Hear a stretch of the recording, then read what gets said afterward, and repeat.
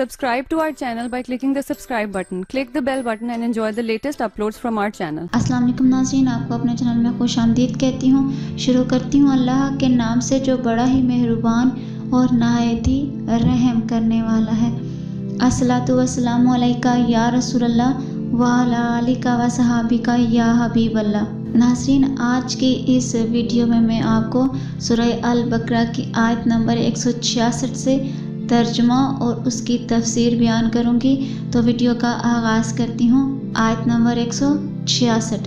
जब पेशवा अपने पैरवी करने वालों से बेजार होंगे और अजाब देखेंगे और सब रिश्ते नाते कट जाएंगे। इस्तबर्रा अल्लज़ीना ताबिऊ।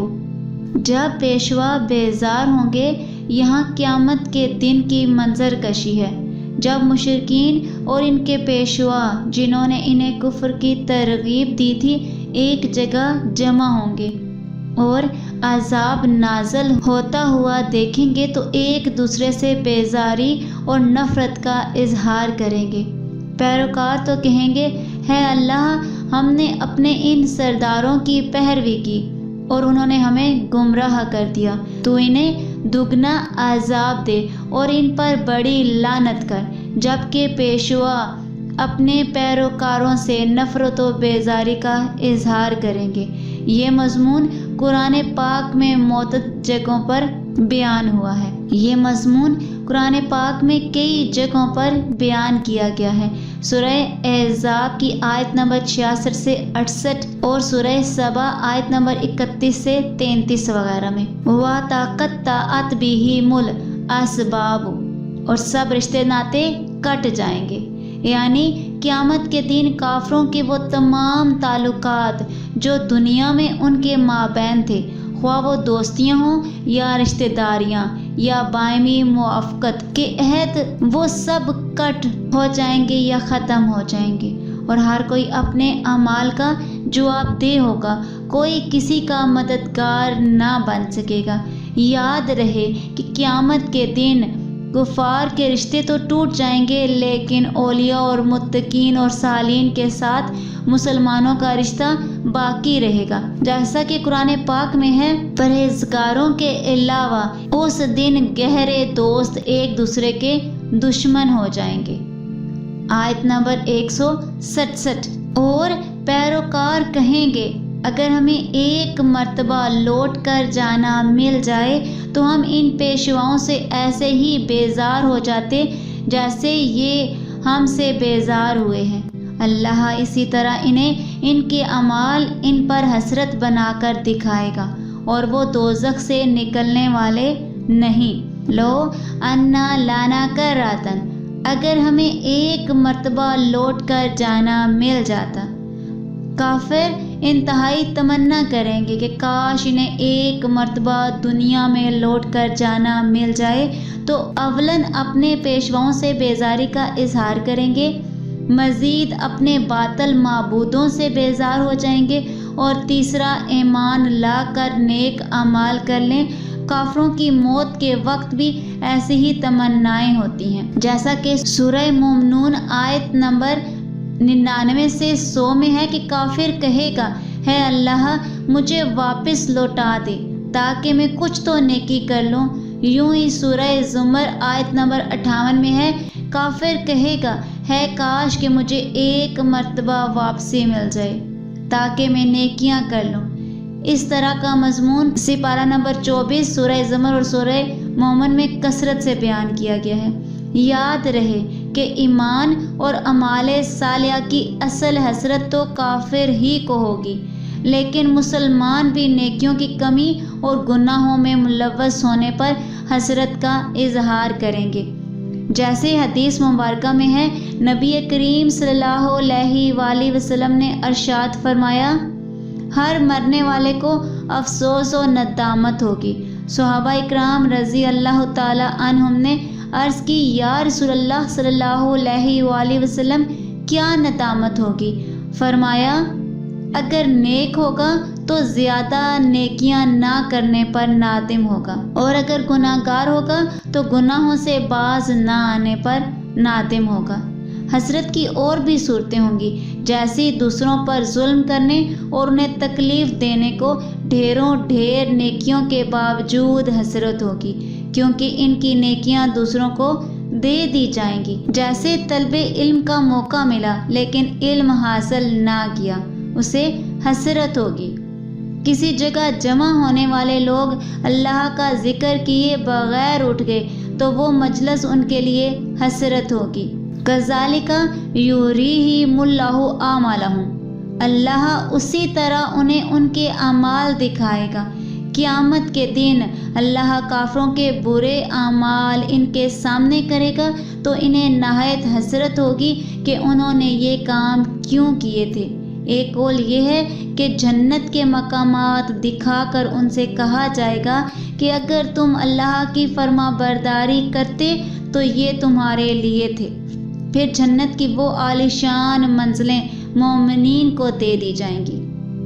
آیت نمبر 168 ہے لوگو، جو کچھ زمین میں حلال پاکیزہ ہے اس میں سے کھاؤ اور شیطان کے راستوں پر نہ چلو، بے شک وہ تمہارا کھلا دشمن ہے۔ کُلُوا مِمَّا فِی الْأَرْضِ حَلَالًا طَیِّبًا، جو کچھ زمین میں حلال پاکیزہ ہے اس میں سے کھاؤ۔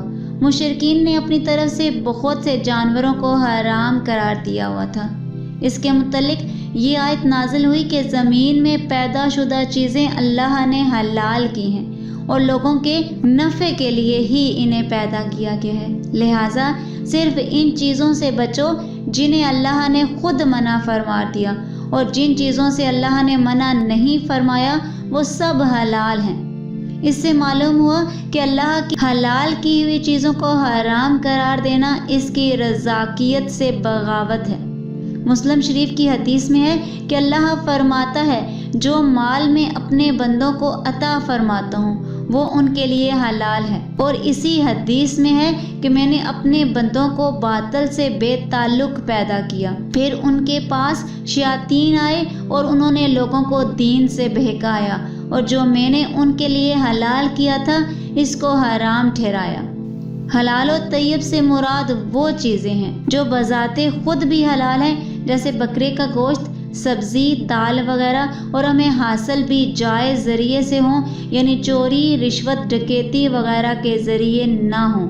حدیث مبارکہ میں رزق حلال کی بہت فضیلت اور رزق حرام کی بہت مذمت کی گئی ہے۔ ان میں 3 حدیث درج ذیل ہیں۔ حضرت سعد بن ابی وقاص رضی اللہ تعالی عنہ نے عرض کیا، یا رسول اللہ صلی اللہ علیہ وآلہ وسلم، دعا فرمائیے کہ اللہ مجھے مستجاب الدعوات کر دے، یعنی میری ہر دعا قبول ہو۔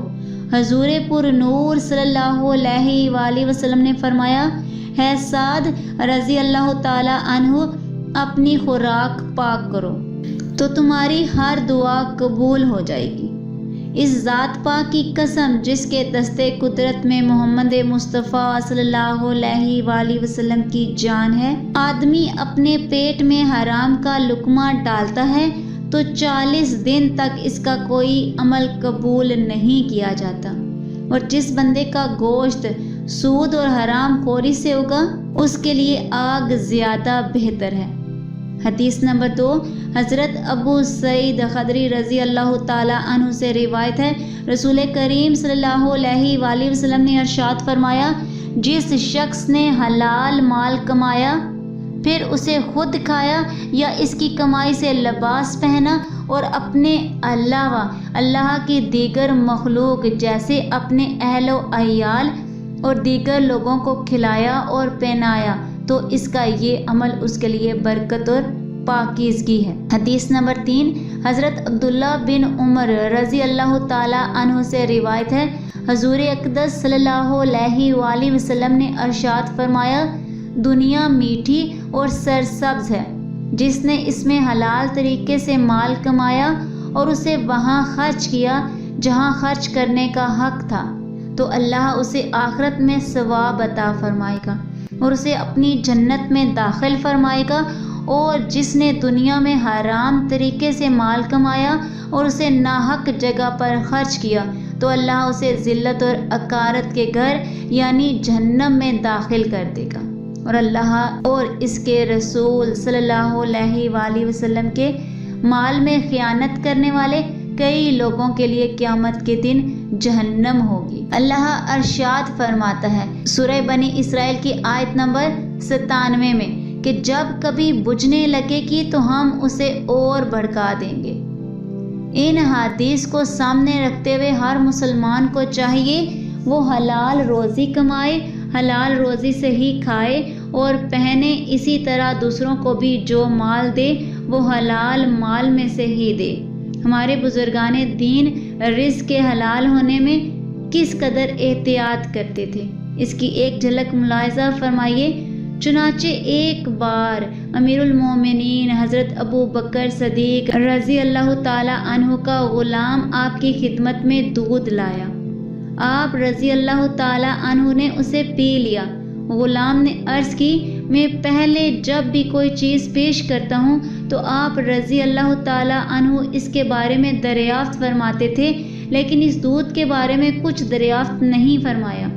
یہ سن کر آپ رضی اللہ تعالی عنہ نے پوچھا یہ دودھ کیسا ہے؟ غلام نے جواب دیا کہ میں نے زمانہ جاہلیت میں ایک بیمار پر منتر پھونکا تھا جس کے معاوضے میں آج اس نے یہ دودھ دیا ہے۔ حضرت صدیق اکبر رضی اللہ تعالی عنہ نے یہ سن کر اپنے حلق میں انگلی ڈالی اور دودھ اگل دیا۔ اس کے بعد نہایت ہی عاجزی سے دربار الہی میں عرض کیا یا اللہ جس پر میں قادر تھا وہ میں نے کر دیا، اس دودھ کا تھوڑا بہت حصہ جو میری رگوں میں رہ گیا ہے وہ معاف فرما دے۔ آج کی اس ویڈیو میں اتنا ہی، ملتے ہیں اگلی ویڈیو میں، دعاؤں میں یاد رکھیے گا۔ اللہ حافظ۔